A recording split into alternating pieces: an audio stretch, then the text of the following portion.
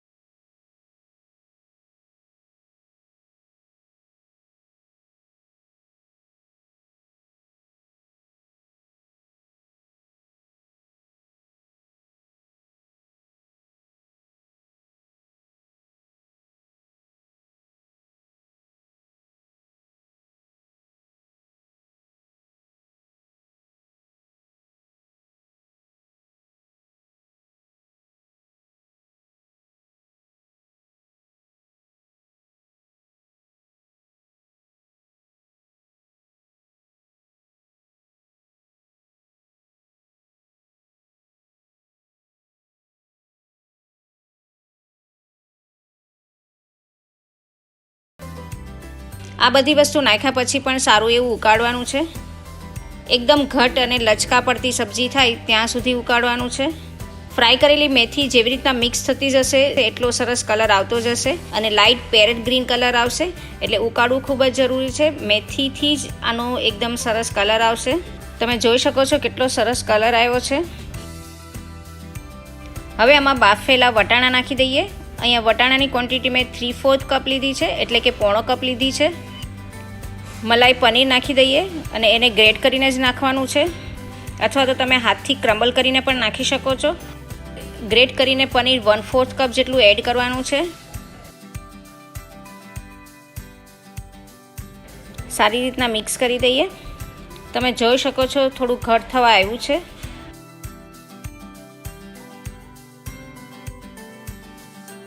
હવે આમાં 1/4 teaspoon ઇલાયચી powder નાખી દઈએ. ઇલાયચી પાવડરથી ખૂબ જ સરસ ટેસ્ટ આવે છે અને ગ્રીન ઇલાયચી જ લેવાની છે. ગ્રીન ઇલાયચીના પાવડરથી ખૂબ જ સરસ ટેસ્ટ આવે છે. તમે જોઈ શકો છો કેટલો સરસ કલર આવ્યો છે અને એકદમ સરસ ઘટ પણ થઈ ગયું છે. સર્વ કરવા માટે સબ્જી રેડી છે.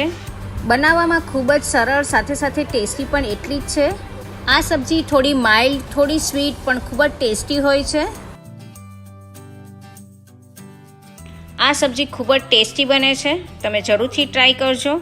સબ્જીને તમે રોટી, પરાઠા કે નાન સાથે સર્વ કરી શકો છો. આવી જ એક નવી રેસીપી સાથે ફરી મળીશું. ત્યાં સુધી હેપી કુકિંગ.